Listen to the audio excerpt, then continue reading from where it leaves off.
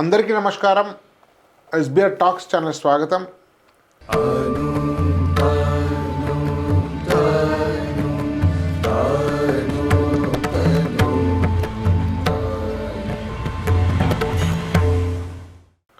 మిత్రులారా, చాలామందికి తమ పిల్లల్ని ఐఐటి, ఎన్ఐటి లాంటి ప్రతిష్టాత్మక సంస్థల్లో చదివించాలనుకుంటారు. దానికోసం చాలా ఇంటెన్సివ్ కోచింగ్ 10th క్లాస్ తర్వాత 2 years ఇవ్వడానికి కోసం కూడా తమ శక్తికి మించి ఖర్చు పెట్టి తాపత్రయపడుతుంటారు. కానీ చాలామందికి ఏ పద్ధతులు, ఏ కరిక్యులం, ఏ పెడగాగి అవలంబిస్తే మన పిల్లలకు బెటర్ ర్యాంక్స్, బెటర్ సీట్స్ వస్తాయనే విషయం మీదే సరైన అవగాహన లేదు. దీనిలో రకరకాల పర్స్పెక్టివ్స్ ఉన్నాయి. అంటే చాలా నిద్రాహారాలు లేకుండా రోజు 15-16 గంటలు చదివితే వస్తాయని కొందరు, అవి లేకుండా శ్రద్ధగా తక్కువ సమయం ప్రశాంతంగా ఫోకస్ చదివితే కూడా రిజల్ట్స్ సాధించాయనుకునే వారు మరికొందరు అయితే, చాలా పెద్దగా ఏ మాత్రం కష్టపడకుండా అచీవ్ చేసిన స్టూడెంట్స్ కూడా కొంతమంది ఉంటారు.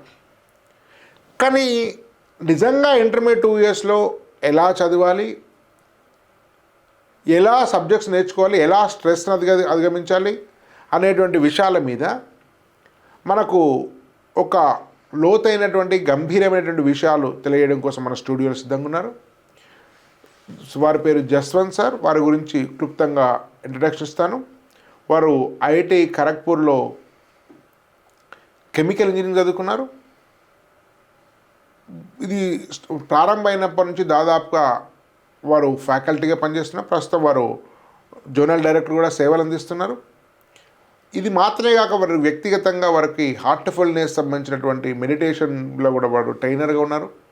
సో ఆ ధ్యానము, ఆ ఏకాగ్రత సంబంధించిన విషయాలను కూడా విద్యార్థులకు వాళ్ళ అనుభవం ద్వారా వాళ్ళకు బెటర్ ట్రైన్ చేయడము, బెటర్గా గైడ్ చేయడం ద్వారా కూడా మంచి ఫలితాలు సాధిస్తున్నారు. ప్రస్తుతం వారు విద్యానగర్ బ్రాంచ్లో కూడా వారు సేవలు అందిస్తున్నారు. వారితో మాట్లాడి అనేక ముఖ్య విషయం తెలుసుకున్నారు. ఖచ్చితంగా వీడియో చివరి వరకు చూడండి, మీ మిత్రులకు షేర్ చేయండి. మీకు ఒక వీడియో వచ్చి మీరు లైక్ చేస్తే ఎక్కువ మందికి రీచ్ అవుతుంది.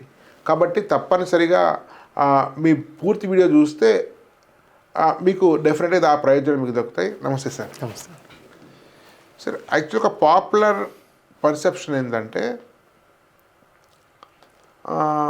10th క్లాస్ అయిపోగానే, వీలైతే 10th క్లాస్ కంటే ముందే 8th క్లాస్ నుంచే, ఇంకా 6th క్లాస్ నుంచే చాలా రిగరస్ ట్రైనింగ్ ఉండాలి. ఐఐటి, ఎన్ఐటి అంటే విపరీతమైనటువంటి కాంపిటీషన్ ఉన్నటువంటి ఎగ్జామినేషన్స్. సో దానికోసము అన్నిటినీ త్యాగం చేయాలి, అన్నిటిని ఓర్చుకోవాలి.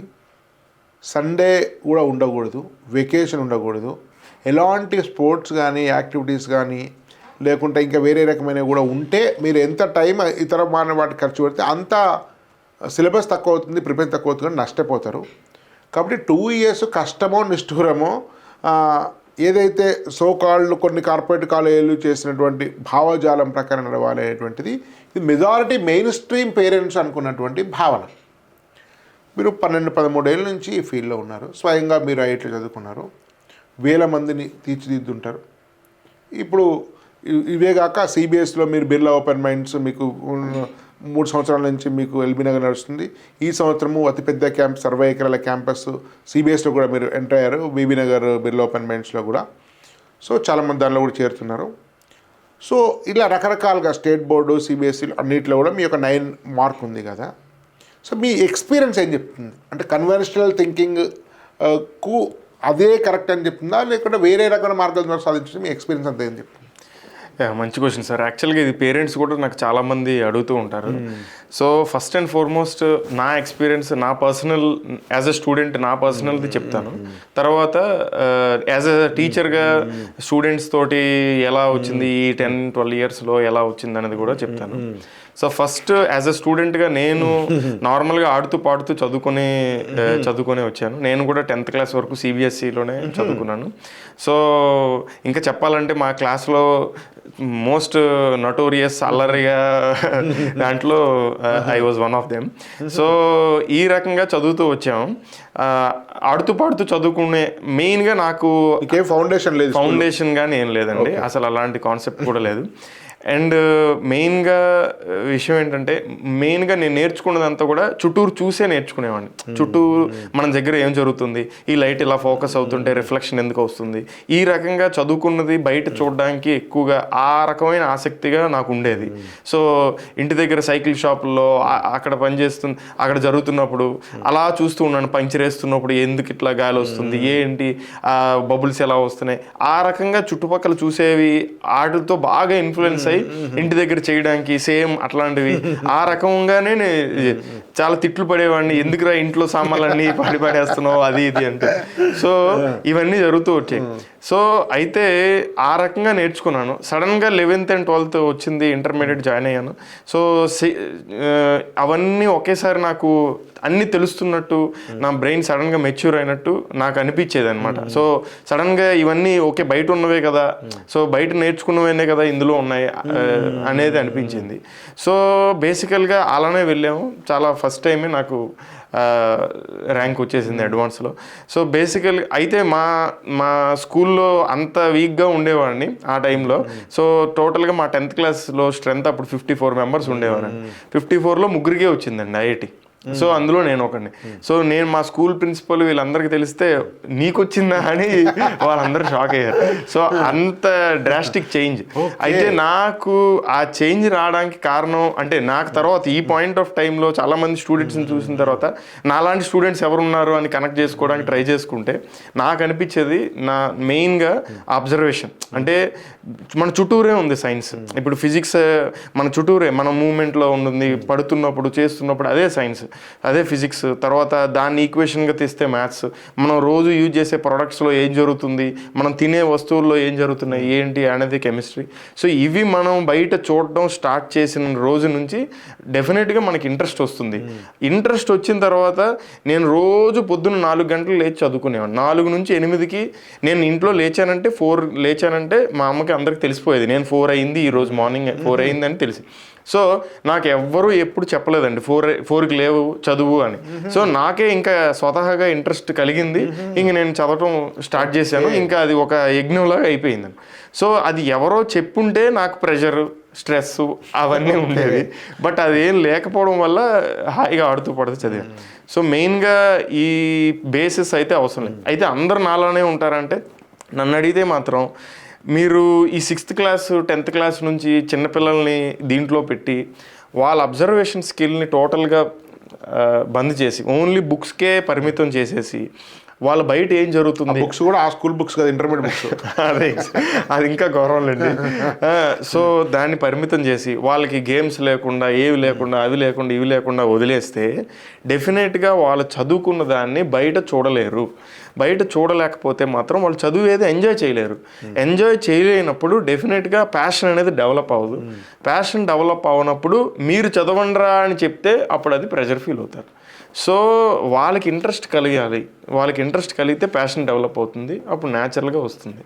So that is my take అండి. సో 6th నుంచి అయితే నాకు అసలు అట్లాంటి కాన్సెప్ట్ కూడా నాకు ఇష్టం లేదు, అవసరం కూడా లేదు.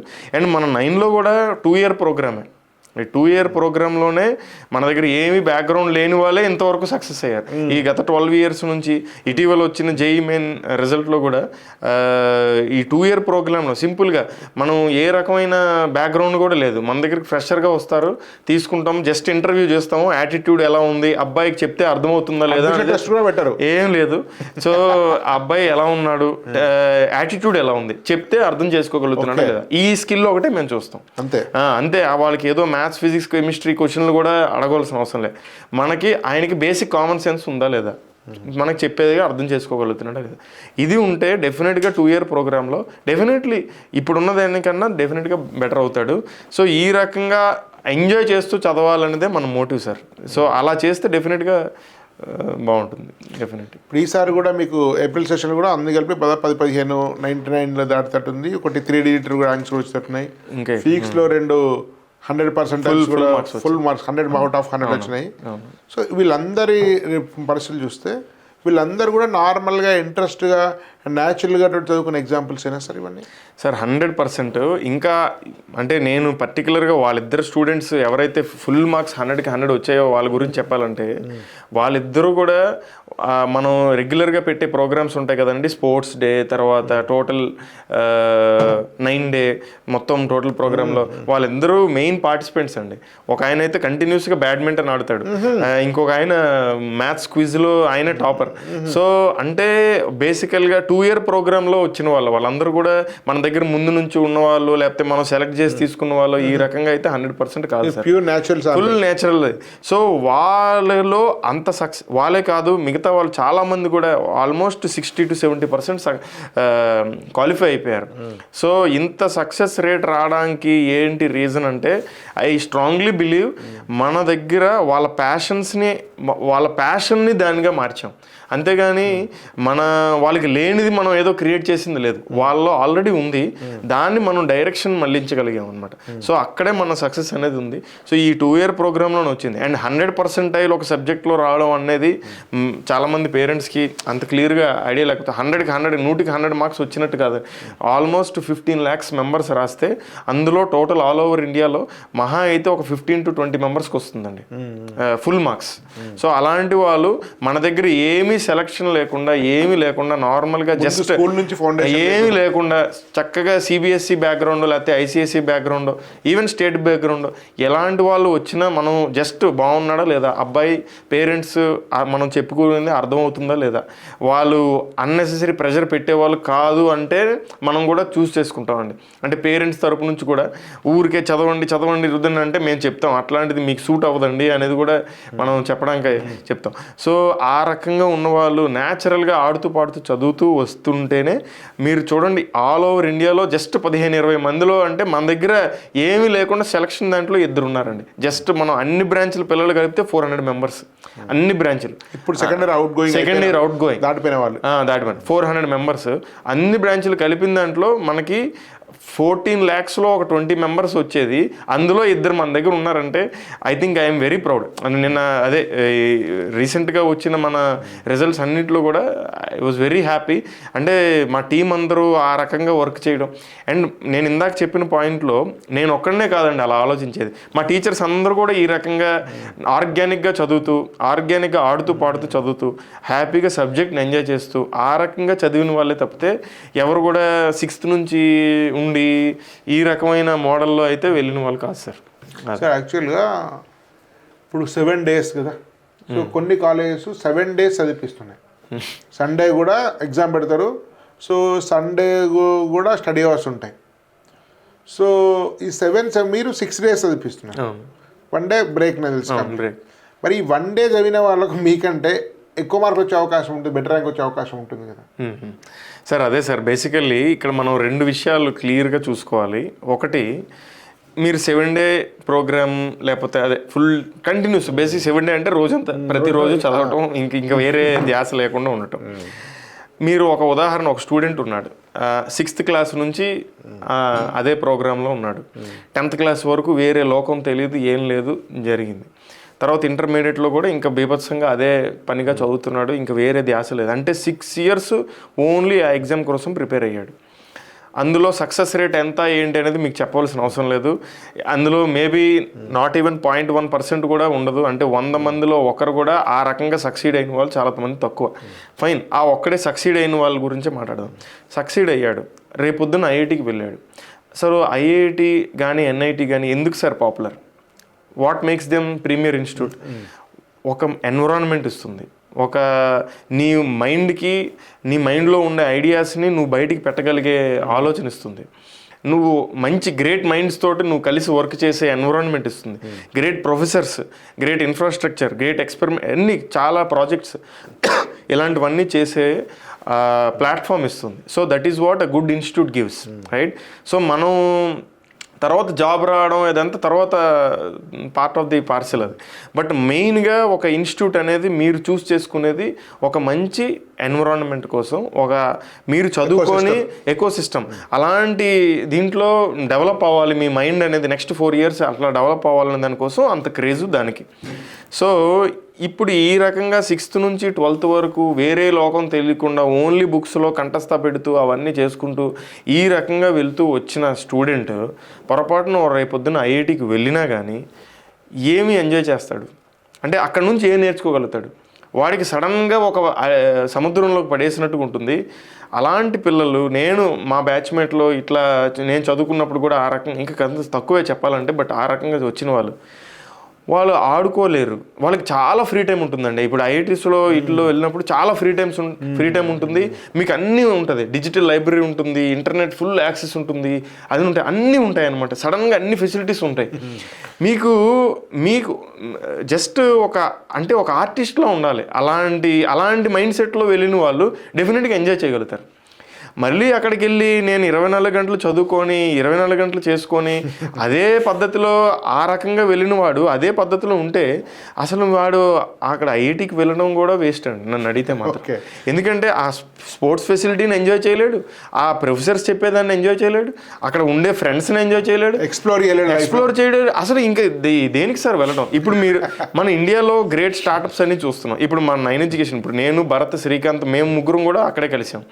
తర్వాత మేము అక్కడ ఒక రకంగా ఒక యాదృచ్ఛికంగా అనుకోకుండా ఈ రకంగా పెట్టాలి, ఈ ఎడ్యుకేషన్ ఫీల్డ్లోకి రావాలి అనేది జరిగింది. అది ఒక స్టోరీ. బట్ చెప్పాలనుకుంటే ఈ 9 ఎడ్యుకేషన్ కూడా ఒక స్టార్టప్లా. So exactly. సో ఈ ఐడియా ఎలా వచ్చింది అంటే మేము మా ఫ్రీ టైంలో ఒక మంచి మైండ్స్, ఒక సొసైటీకి బాగా చేయాలి అండ్ ఇక్కడ ఉన్న ప్రోడక్ట్ బెటర్ ప్రోడక్ట్లా ఉండాలి అనే ఆ మైండ్స్ కలిసి ఆ డిస్కషన్ చేయడం వల్ల వచ్చింది. ఆ రకంగా అంటే ఇది మనకు తెలిసిన ఉదాహరణ ఎన్నో స్టార్టప్స్లో అందరూ ఇప్పుడు అది పొలిటీషియన్స్ అవ్వచ్చు నెక్స్ట్. ఎగ్జాక్ట్లీ. సో వాళ్ళు కూడా ఐఐటియన్స్, మంచి వాల్యూస్తో ఉన్న ఇంజనీరింగ్ కాలేజ్. సో అలానే ఇప్పుడు చాలా స్టార్టప్స్ ఉన్నాయి కదా సార్ మనకి. న్యూస్ ఛానల్స్లో కూడా స్టార్టప్స్ ఉన్నాయి. అంటే అన్నిట్లో యూనిక్నెస్, అన్నిట్లో అవంతా వాళ్ళు చేయగలిగారు. అంటే ఎందుకు చేయగలిగారు? వాళ్ళ ఫ్రీ టైంని ఒక గ్రేటర్ పర్పస్ కోసం యూజ్ చేయగలిగారు. వాళ్ళు ముందు నుంచి కూడా ఈ రకంగా బుక్కిష్గా కాకుండా ఎగ్జాక్ట్లీ బుక్కిష్లా కాకుండా వేరే యాంగిల్లో వేరే డొమైన్లో థింక్ చేయగలిగారు. అదంతా వచ్చిందంటే చిన్నప్పటి నుంచి ఆయన ఆ లైఫ్లో కూడా ప్రతి దాంట్లో అప్పటిదాకా ఉన్నదాంట్లో కూడా పడి ఉండాలి. ఎగ్జాక్ట్లీ. ఆ బుకిష్ నాలెడ్జ్ కాదు, డిఫరెంట్గా ఉండొచ్చు, డిఫరెంట్గా చేయొచ్చు అనే క్లారిటీ ఉన్నవాళ్ళు కాబట్టి అది చేయగలిగారు. So exactly that is what I believe. ఎందుకంటే మీరు ఈ రకంగా వెళ్ళి 6th నుంచి 12th వరకు వెళ్ళిన ఈవెన్ సక్సెస్ రేట్ తక్కువ అయింది, ఫైన్. మీరు వెళ్ళినా కానీ అక్కడికి వెళ్ళిన తర్వాత ఏమీ చేయలేరు. మళ్ళీ ఆ ల్యాప్టాప్ ముందు కూర్చుంటారు, ఒబిసిటీ అయిపోతుంటారు, అనారోగ్యాలు వస్తుంటాయి. ఇంకా 35 అయిన తర్వాత ఇంక మరి చెప్పవలసిన అవసరం లేదు. ఇప్పుడు మేమందరం ఫుల్గా, నేను కాలేజీలో 4 hours ఆడేవాడిని అండి. 4 hours ఆడేవాడిని. ఈవెన్ భరత్ అయినా శ్రీకాంత్ అయినా మేమందరం, మా దగ్గర ఉన్న టీం వాళ్ళందరూ ఇప్పటికీ ఆడుతుంటాం. సో మా మెయిన్ వైబే అది. అందుకనే మన 9లో కూడా ఆ రకంగా కల్చర్ మెయింటైన్ చేయాలి ఎంతవరకు అయినా. సో మీరు 7 days కాదు, 6 days కాదు, 5 days చదవండి. ఆ చదివిన దాంట్లో ఎఫెక్టివ్గా థాట్ ప్రొవోకింగ్గా చదవాలి. అది మనకి కావాలి. ఆ డిఫరెంట్ వేలో థింక్ చేసి చదవగలగాలి. అది వస్తే మీరు 10 hours కూర్చోవలసిన అవసరం లేదండి. మీరు 4 hours కూర్చున్నా, 5 hours కూర్చున్నా ఆ ఎఫెక్టివ్నెస్ అనేది మనం గ్రాస్ప్ చేయగలుగుతాం. అండ్ మీరు 10 hours కూర్చోవాలనుకుంటే అది మీకు ప్రెషర్లా అనిపించకూడదు. అంటే మీకు ఇష్టం ఉండి చేస్తే ప్రెషర్ అనిపించదు, అది వేరు. న్యాచురల్గానే చదువుతావు. నేను కూడా 2nd yearలో రోజుకి 6-8 hours చదివేవాడిని. అది న్యాచురల్గానే, కాలేజ్ కాకుండానే. సో అది నాకు ఎవరో చెప్తే వచ్చింది కాదు, నాకు ఇంకా అది ఫేవర్లా వచ్చేసింది. ఎగ్జాక్ట్లీ. న్యాచురల్గా వస్తేనే అది వచ్చినట్టు, అలాంటిదే మీకు ఉంటుంది. ఎగ్జాక్ట్లీ అదే వర్కౌట్. మనం లేని వాడికి ఇందులో పెడితే ప్రెషరు, పాపం అనవసరంగా ఆయనకి హెడేక్, ఇవన్నీ. సో అది సార్. సో యాజ్ ఎ టీచర్గా, యాజ్ ఎ ఇన్స్టిట్యూట్గా మనం కూడా చూడాల్సింది, మన దగ్గర ఒక 100 మంది పిల్లలు ఉంటే అందరికీ బేసిక్ టూల్స్ ఇవ్వాలి. బేసిక్ సైన్స్ చెప్పాలి, అందరికి బేసిక్స్ మ్యాథ్స్ చెప్పాలి. ఎందుకంటే అందరూ వస్తున్నారు. Exactly. So basic knowledge, basic science ఉండాలి. ఉంటూ యాజ్ ఎ టీచర్గా వాడితో పర్సనల్ టచ్లో మీరు what you are getting from him, అసలు నీలో స్కిల్ ఏంటి, నీకు ఏంటి ఉంది, నీ థాట్ ఏ రకంగా వర్కౌట్ అవుతుంది అనేది మనం చెప్పగలగాలి. అండ్ మన దగ్గర ఉన్న పేరెంట్స్ కూడా at the end of 2 years వాడు ఐఐటీలో వచ్చాడా లేకపోయినా బట్ వాళ్ళ పేరెంట్స్కి ఒక జెన్యున్ ఫీడ్బ్యాక్. సో ఇది సార్ మీ అబ్బాయి స్ట్రెంగ్త్, ఇది మీ అబ్బాయి వీక్నెస్, ఇందులో మీరు ఈవెన్ నేను చాలా మందికి ఇంజనీరింగ్ కూడా జాయిన్ చేయొద్దండి మీ అబ్బాయిని, ఎంబీఏ కానీ బీబీఏ కానీ జాయిన్ చేయించండి, ఎందుకంటే లీడర్షిప్ స్కిల్ ఉంది, అట్లాంటి వాళ్ళు చాలా బాగా అవుతారు. Yes yes.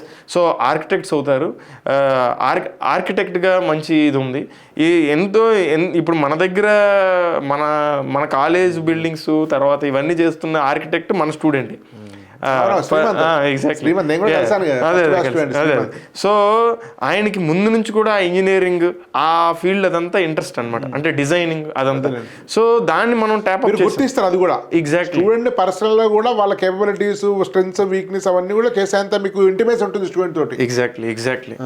So personal training అంటారు. దేనికి సార్ పర్సనల్ ట్రైనింగ్ అంటే తనలో స్కిల్ని మనం ఐడెంటిఫై చేసి మీకు ఇది బెటర్, నీలో ఇది బాగుంది, దీన్ని నువ్వు ఎన్హాన్స్ చేస్తే బాగుంటుంది అనే చెప్పడం కదా. అది కదా అసలైన పర్సనల్ ట్రైనింగ్ అంటే. ఏదో నేను క్లాస్లో 20 మందిని కూర్చోబెట్టాను, 30 మందిని కూర్చోబెట్టాను అనేది అదంతా ఒక మార్కెటింగ్ పర్స్పెక్టివ్. బట్ రియాలిటీలో నువ్వు ఎంతమందిని కూర్చోబెట్టినా ఒక జెన్యూన్ టీచర్ అనేవాడు నా స్టూడెంట్ గురించి నాకు A to Z తెలియాలి అనుకోవడమే పర్సనల్. సో ఈ రకమైన టీచర్స్ మన టీంలో ఉన్నారు కనుక I think that is why అందుకే మీ క్లాస్ 35-40 మధ్యలో ఉంచడం కోసం అది మెయిన్ రీజన్ అయ్యి ఉంటుంది. సో పర్సనల్ రిలేషన్షిప్ ని పర్సనల్గా అబ్జర్వ్ చేసి వాళ్ళ యొక్క బలాలు బలహీనతల ఆధారంగా ఒక్క జేఈఏ కాదు, ఆఫ్టర్ 2 years కూడా వాడు ఏం చేయాలి దాని మీద కూడా మీరు ఒక మెంటర్షిప్ చేస్తారు. డెఫినెట్లీ. సార్ యాక్చువల్ మీరు స్పోర్ట్స్ గురించి గుర్తు చేశారు కాబట్టి మీరు స్పోర్ట్స్ ఆడేవాళ్ళు. ఇప్పుడు భరత్ గారు ఫౌండర్ డైరెక్టర్ కూడా ప్లేయర్, ఐఐటి ఖరగ్పూర్లో కూడా చాలా గేమ్స్ అథ్లెటిక్స్ వాటిలో కూడా చేశారు. స్కూల్లో కూడా Under-16 ఛాంపియన్ చెప్పారు కదా. విచిత్రంగా సో అఫ్కోర్స్ మనకు హైదరాబాద్లో ప్లేస్ లేదు, గ్రౌండ్ లేదు, అదంతా కొరత ఉంది. సో ఓవర్లోడెడ్ హైదరాబాద్ అంతా. అయినప్పటికీ ఈవెన్ నార్మల్ బిల్డింగ్, స్టాండర్డ్ బిల్డింగ్సే ఉన్నప్పటికీ కూడా మీరు స్పోర్ట్స్ యాక్టివిటీస్, క్లబ్స్ చాలాసార్లు కూడా మాట్లాడాం. సో ఇవి పెట్టడం ఓకే, పెట్టడం విషయం తెలుసు, కానీ వీటి వల్ల అకాడమిక్ ఇంప్రూవ్మెంట్ ఉంటుంది అనేది మీరు ఎస్టాబ్లిష్ చేయగలుగుతారు. నేనేమంటాను, నా ఇన్నోసెన్సే కావచ్చు, నా అభిప్రాయమే కావచ్చు, మీరు ఫ్రైడే మీరు ఏదో క్లబ్ యాక్టివిటీస్ పెడతారు, మంత్లీ 1-2 రోజులు స్పోర్ట్స్ తీసుకెళ్తారు, ఆ తర్వాత మీకు స్పోర్ట్స్ డే పెడతారు, 9 డే పెడతారు, రకరకాలుగా మీరే దొరక. నా పాయింట్ ఆఫ్ వ్యూలో, ఒక పేరెంట్ పాయింట్ ఆఫ్ వ్యూలో ఇది వేస్ట్ ఆఫ్ టైం, ఇదంతా ఎందుకు, దీనివల్ల ఒక 2 రోజులు కష్టపడితే ఏమవుతుంది, ఆడకుండా ఏమవుతుంది, క్లబ్స్ ఇప్పుడే ఎందుకు, రేపు ఇంజనీరింగ్లు చేస్తారు కదా, దీనివల్ల టైం వేస్ట్ అయ్యి మా వాడికి 5,000 వచ్చేటువంటి సీట్ 10,000కి వెళ్ళిపోయింది, సో దీనివల్ల నష్టం జరిగింది అనే వాదనను మీరు ఎట్లా కౌంటర్ చేయగలుగుతారు? 100% సార్. ఫస్ట్ థింగ్ నేను ఇందాక చెప్పిన ఆన్సర్ కూడా దీనికి వ్యాలిడ్ అవుతుంది. అంటే మీరు ఏవి లేకుండా రేపొద్దున ఐఐటి, ఎన్ఐటికి వెళ్ళినా కానీ, ఏ ఇన్స్టిట్యూట్కి వెళ్ళినా కానీ అక్కడ లైఫ్ని కానీ అక్కడ వాళ్ళు ఇచ్చే ఆపర్చునిటీస్ని కానీ మనం ఎన్హాన్స్ చేయలేము.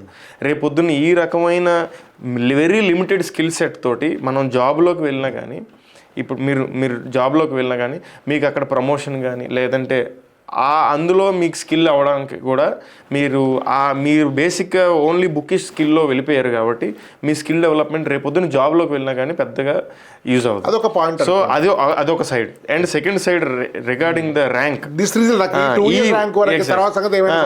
ఎగ్జాక్ట్లీ. సో ఈ 2 years ర్యాంక్ సంగతి అంటే జస్ట్ అది టైం వేస్ట్ కదా అనేది.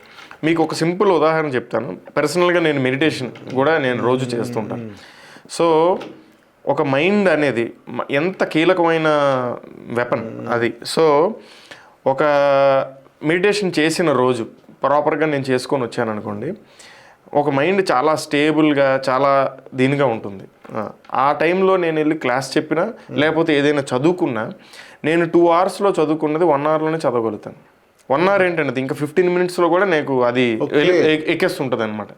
సో నాకు ఎక్కువ ఇది అనిపించదు. అది నా పర్సనల్గా నేను అబ్జర్వ్ చేసుకున్నది. ఓకే, అదే పిల్లల దగ్గర ఈ రకమైన యాక్టివిటీస్, ఈ రకమైన ఒక అవుట్ సైడ్ బుక్ అంటే లైక్ ఏ రకమైన లేనిది వాళ్ళని ఎంగేజ్ చేయడానికి ఒక రకమైన స్ట్రెస్ అంటే బయలాజికల్లీ మనం ఇలాంటి యాక్టివిటీస్ వీటిలో చేస్తున్నప్పుడు అది రెగ్యులర్గా కావచ్చు, ఎప్పుడు కుదిరితే అప్పుడు చేస్తున్నప్పుడు వారికి ఒక రకమైన హార్మోన్స్ మీరు చదివే ఉంటారు చాలా. సో ఈ హార్మోనల్స్ అన్నీ రిలీజ్ అవుతుంటాయి which creates stability in the mind. అది మెడిటేషన్తో ఇంకా బెటర్గా అవుతుంది. సో ఈ రకమైన స్టెబిలిటీ ఇన్ ద మైండ్ వచ్చిందనుకోండి, వాళ్ళు 4 hours 5 hours చదివేది 1 hourలోనే చదవగలుగుతారు అండ్ చదివింది అర్థం చేసుకోగలుగుతారు ఇంకా బెటర్ వేలో. సో మీరు 7 days 8 days ప్రోగ్రామ్ అంటున్నారు కదా, ఒక రోజు బ్రేక్ ఇచ్చి చూడండి, 2 రోజులు బ్రేక్ ఇచ్చి చూడండి, ఇంకా వాళ్ళు ఇంకా ఎఫెక్ట్ అవుతారు, ఇంకా ఎఫెక్టింగ్ అవుతుంది.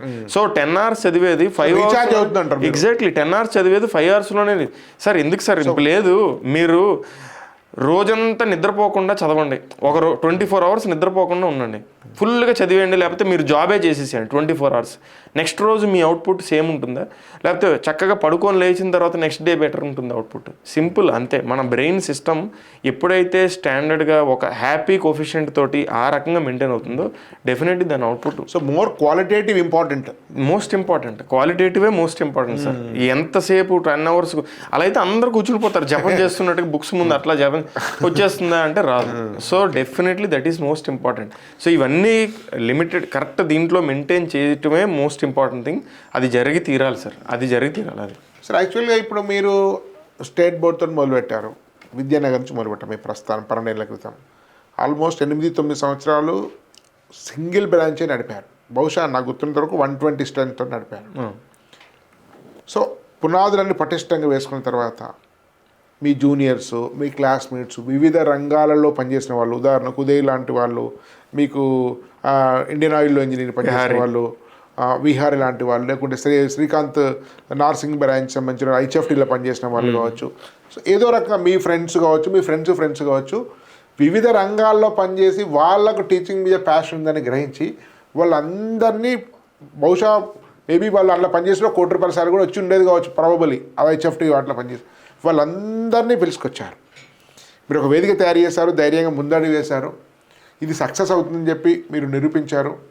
సో దీనిలో హ్యాపీనెస్ ఉంటుంది నిరూపించారు, అందరిని తీసుకొచ్చారు, బ్రాంచెస్ పెట్టారు. ఇప్పుడు కూడా బహుశా కొత్తగా అత్తాపూర్ పెట్టినట్టున్నారు, నార్సింగ్ కూడా ఇయ్యారు కదా, నార్సింగ్ ఇయ్యారు. సో పాతవి కాకుండా కూడా సో బిర్లా ఓపెన్ మెంట్స్, సూర్య గ్లోబల్ స్కూల్ కూడా బాచుపల్లి వాళ్ళకి డేస్ కలర్స్ చేసినట్టు బాచుపల్లిలో. సో వీటన్నిటికంటే కొంచెం మీరు అనుకునే ఐడియాలజీ ఏదైతే ఐఐటీలో చదివారో అట్లాంటి లైఫ్ అనుభవిస్తూ మంచి అకాడమిక్స్ ఇంప్రూవ్ విధంగా బిర్లా ఓపెన్ మెంట్స్ బీబీ నగర్ తోటి 60 ఎకరాల క్యాంపస్లో టైపారు. అంటే ఈ మిగతా వాటిలో కూడా మీరు పని చేస్తున్నప్పుడు ఈ బిర్లా ఓపెన్ మెంట్స్లో ఇటు అకాడమిక్స్ను ఇటు హోలిస్టిక్ డెవలప్మెంట్ను ఎట్లా మేనేజ్ చేస్తున్నారు? సో బేసికల్గా ఇంకా ఫ్రీగా చెప్పాలంటే మనం ఏదైతే చేయాలనుకుంటున్నామో దానికి ఈజీగా చేయడానికి మార్గం అంటే ఇప్పుడు ఏ క్యాంపస్ అయినా కావచ్చు, మేము పక్కన వాళ్ళతోటి గ్రౌండ్లో టైఅప్ చేయటం, లేకపోతే ఆ గ్రౌండ్ తోటి మాట్లాడుకొని వీక్లీ బేసిస్లో ఆ రకంగా తీసుకెళ్తూ ఉంటాం మన సిటీలో అంత ప్రొవిజన్ లేకపోవడం వల్ల. సో అక్కడ సిటీకి కాస్త దూరం ఉన్నప్పటికీ బట్ అక్కడికి వెళితే డెఫినెట్లీ మనం చేయాలనుకున్న ఐడియాస్ అవన్నిటినీ ఈజీగా ఇంప్లిమెంట్ చేయడానికి ఒక ఫెసిలిటీస్ అనేది మనకి మోస్ట్ ఇంపార్టెంట్ పార్ట్ అయిపోయిందండి. సో అది చాలా ఈజీ ఫస్ట్ థింగ్. అంటే నేను హోలిస్టిక్ అదే మీరు అన్నట్టుగా స్పోర్ట్స్ ఆడిపిస్తూ తర్వాత చదువుతుంటూ ఆడుతూ పాడుతూ చదువుతూ నేచర్లో చూస్తూ సైన్స్ని నేర్చుకునే విధంగా ఈ రకంగా ఏవైతే మనం చేయాలనుకుంటున్నామో అవన్నీ చేయడానికి ఒక ఈజీ ప్లాట్ఫామ్ ఆ స్కూల్ అండి. సో ఆ బిర్లా ఓపెన్ మైండ్ స్కూల్ అదే బీబీ నగర్, సో ఈవెన్ ఎల్బీ నగర్లో కూడా అది డే స్కాలర్కి ఇది హాస్టల్ ఓన్లీ హాస్టల్ క్యాంపస్ కాబట్టి ఇందులో సిబిఎస్ఈ పిల్లల్ని అకామిడేట్ చేయొచ్చు, స్టేట్ పిల్లల్ని కూడా అకామిడేట్ చేయొచ్చు. సో ఈ ఫెసిలిటీస్ తోటి మనము ఈజీగా చేసుకునే విధంగా మన ప్రోగ్రామ్ అనేది అక్కడ డిజైన్ చేసామండి. సో మన స్టేట్లో మళ్ళీ మనం చెప్పాల్సిన అవసరం లేదు, we are already experts in that.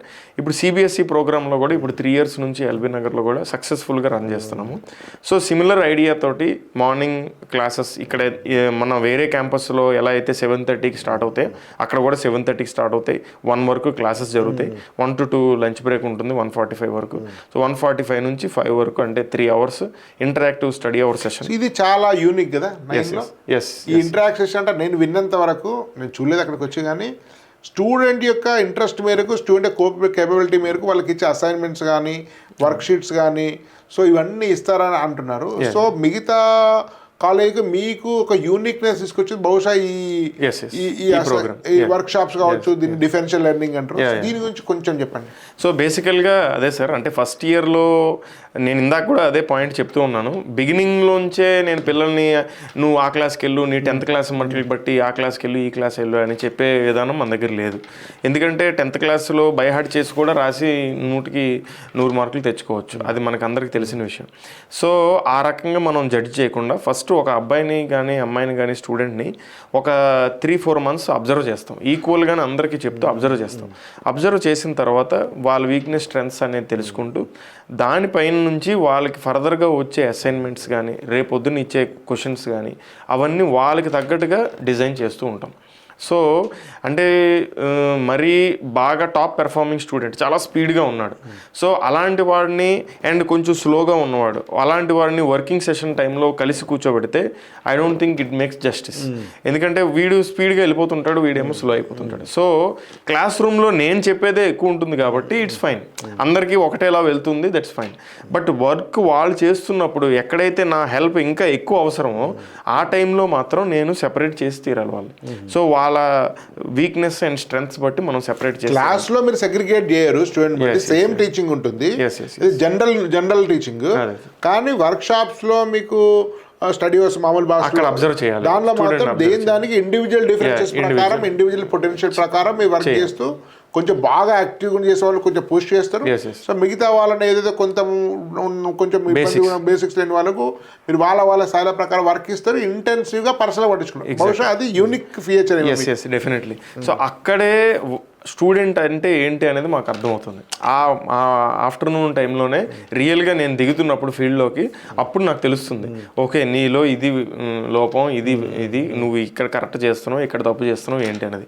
So ఆ రకంగా మేము పర్సనల్ గైడెన్స్ అని ఏదైతే అంటున్నామో అక్కడే మాకు తెలుస్తుంది. బిర్లా ఓపెన్ మైండ్స్ కూడా యాజ్ ఇట్ ఈజ్ ఉంటుందండి, then is no difference.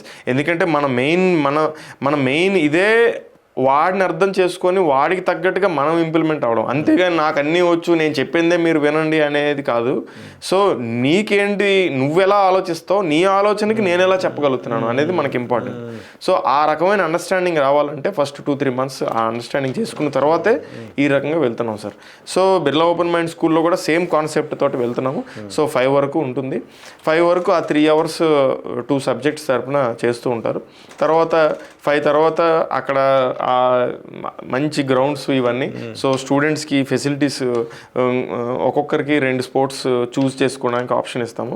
So వాళ్ళు నచ్చిన స్పోర్ట్ చూస్ చేసుకుంటారు. పీటీ టీచర్స్, ప్లే గ్రౌండ్ అంతా మీరు చూసే ఉంటారు ఫెసిలిటీస్ అన్ని. సో ఆ ఫెసిలిటీస్లో వాళ్ళు చూస్ చేసుకుంటారు. ఒక 1 అవర్ 1.5 అవర్ ఎంగేజ్ అవుతారండి ఫిజికల్గా. నేను ఇందాక ఏదైతే చెప్తున్నానో ఫిజికల్గా ఎంగేజ్ అవ్వడం వల్ల తర్వాత వచ్చే స్టడీ అవర్. సో మళ్ళీ ఈవినింగ్ ఆ స్పోర్ట్స్ అయిపోయిన తర్వాత ఒక 2.5 అవర్స్ స్టడీ అవర్ ఉంటుందండి. సో డిన్నర్ అయిపోయిన తర్వాత సో ఆ రోజు జరిగిందంతా ఒకసారి వాళ్ళు మళ్ళీ రీక్యాప్ చేసుకొని చక్కగా మంచి పాజిటివ్, అంటే ఆడుకొని అలసిపోని వచ్చి డిన్నర్ చేసేసి మంచి ఫుల్ ఎనర్జీ తోటి ఫ్రెష్ మైండ్ తోటి మెయిన్గా అది. సో ఒక 2.5 అవర్స్ చదువుకుంటే అసలు అది తలుచుకుంటే నాకే మంచిగా చెప్తుంటే నాకే చాలా ఇదిగా అనిపిస్తుంది.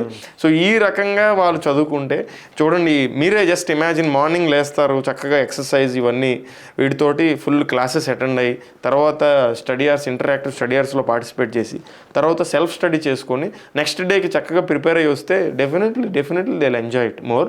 అండ్ ఈ రకంగా అవుతున్నప్పుడు ఒక 3-4 మంత్స్ అయిన తర్వాత ఎవరైతే స్టూడెంట్స్లో ఇంకా కాస్త రిగరస్గా చేయాలనుకుంటే అక్కడే ఉంటారు, హాస్టల్లో ఉంటారు, ఇంకా చదువుకుంటారంటే nobody is there to stop them. So ఈ 2 hours 4 hours చేయొచ్చు, 5 hours చేయొచ్చు. అదే నేను ఇందాక చెప్పినట్టు వాడికి న్యాచురల్గా వస్తుంటే we are happy to help. So ఇనిషియల్గా అయితే మన బేసిక్ ప్రోగ్రామ్ ఈ రకంగా డిజైన్. సో ఓవరాల్ నాకు మొత్తం ఈ ఇంటర్వ్యూ చూస్తే నాకు అర్థమైంది అంటే స్ట్రెస్ లేకపోవడం అంటే తక్కువ వర్క్ చేయడం కాదు, రిజల్ట్స్లో కాంప్రమైజ్ కావడం కాదు, అంటే రెస్ట్ అనేది కూడా ఇంకా క్వాలిటేటివ్గా ఇంప్రూవ్మెంట్ అయ్యి బెటర్ పెర్ఫార్మెన్స్ కోసం రెస్ట్ తప్ప పెర్ఫార్మ్ తగ్గించుకోవడం కోసం రెస్ట్ కాదు.